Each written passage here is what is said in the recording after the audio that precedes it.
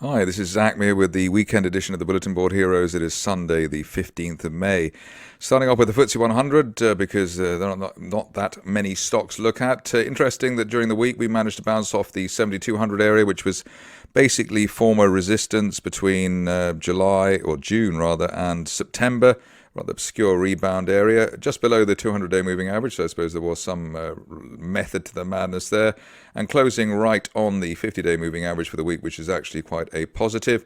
Just want to see the index get above RSI 50, we're just below that at the moment. That would be a good look, and obviously the big trigger here for an unexpected bull market would be a break of 76.50 and that February resistance line, which obviously at the moment seems quite a long way away. We break that, it's up to 8,000, which seems even more optimistic. Below 7,200, the main support line there at 7,000, which has been in place for much of the last year. And barring nuclear holocaust, I would have thought that would hold, and we won't need to test below that again, but maybe that is wishful thinking. On to the stocks for this weekend, which again, as I said, I'm really sort of not say scraping the barrel, but it's pretty tough to find bullish situations at the moment. A lot of these stocks, bullish divergence situations, are either had a lower low for May or recently, and the RSI higher. So this is the case with AFC Energy. Bear trap from below the 27 and 3/4 February low, but higher RSI, and on that basis one would be looking for a retest of the 50-day moving average, at least up at 36 pence. Maybe not much to go for, but that's what we have there at the moment. It'd be nice to see if that bear trap works. Also interesting that we gap down to the new low there, and we closed that gap, so it's a gap closed by signal or a bear trap gap reversal, as well as the bullish divergence, so not completely naked in terms of calling that situation higher.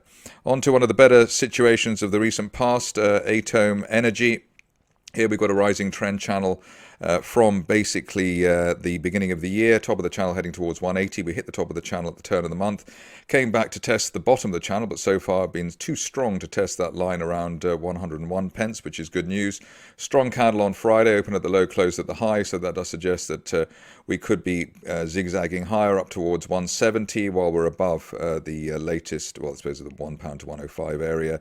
The other positive, the bounce off the 50 RSI area, which tends to be a decent signal, as does, of course, the golden cross that we had at the beginning of the month between the 50 and 200-day moving averages. So still looking pretty perky for Atom at the moment, or Atom at the moment. Good mention for Audioboom in the Daily Mail over the weekend, which was probably come to some relief for the holders of the stock, who had not a great May to date. We did have the rebound off that old September resistance line, which became new support around 1460, and the suggestion was an end of day or end of week close back above the March low at 1658 would be a decent bear trap buy signal.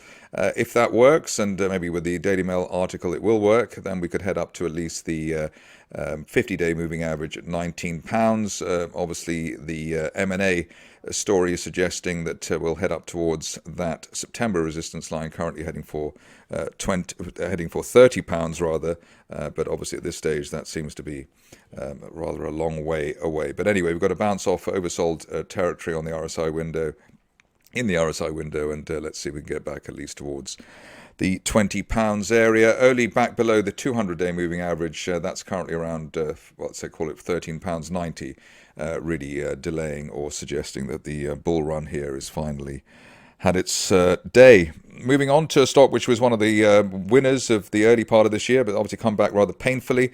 Here we've got a bullish divergence line from October, bounced off that during the week, and all we're waiting for now really is an end of day close through 4 pence and the February resistance line to maybe get the shares back up towards the 50-day line around 6 pence by over the next month or so. The stop loss relatively easy as well. End of day close back below the 200-day line, which is still rising, so that is a positive for the shares if you are somebody who likes trying to call the bottom in a stock or a market. On to Haydale, which is not the most followed of situations, but has done rather well over the recent past. Bear trap for March below the February support there, around 4 pence, and we've also had a rebound which has been all above the 50-day moving average. That's currently around 5.3 pence. A rebound again during the week above the 200-day moving average that does suggest that we should easily hit the top of that broadening triangle from September, around 8.25 pence over the next 2 to 4 weeks, and maybe much more for Haydale. Bullish divergence line as well, so bounced off that during the week. You can see that rebound there, so that should provide extra momentum for the shares. So 8.5 or 8.25, looking fairly well nailed on. On to Hurricane, which has retraced some of its best levels, but looks to be still in this rising trend channel from November. Bounced off the floor there at 8.25, and above that, looking for the top of the channel towards 14 pence, maybe by the end of next month. If you're cautious, wait for an end-of-day close above the rising 50-day moving average at 9.75 pence, which hopefully will be seen earlier this week. And 14 pence, as I said, coming over the near term. Only well below 8, really delaying the upside scenario. HeliumOne gave it some coverage during the week. We're going to repeat now. Here we can see the RSI bounce. So the uptrend line there bounced off that and bounced off a support line there from January. Looking for the shares to break through the 50 and 200-day moving averages and really back above 10p. If we can go get it back above 10p early next week or early this week, then we should get up to 12 to 13 pence again. Best case scenario up to 16 by the end of next month, especially while there's no price action back below 8 pence. New name, just on the basis of its current share price configuration.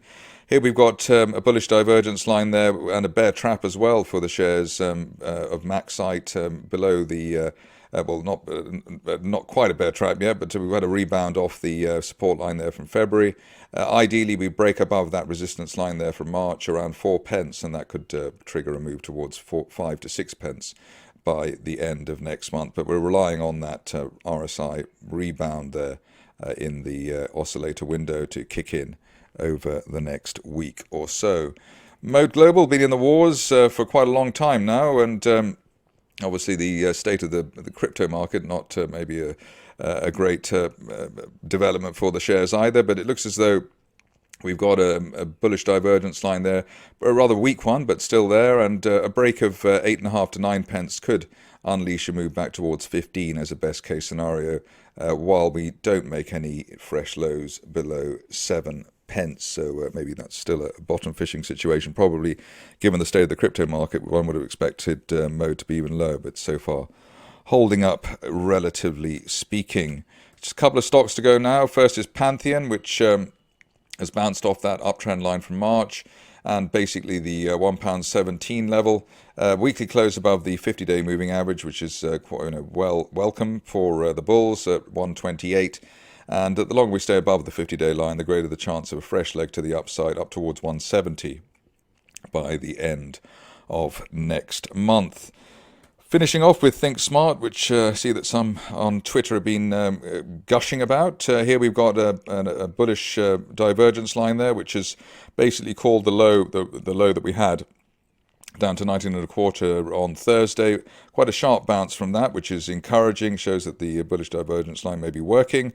And what we want to see now are more days above the old March support, 26.5 pence.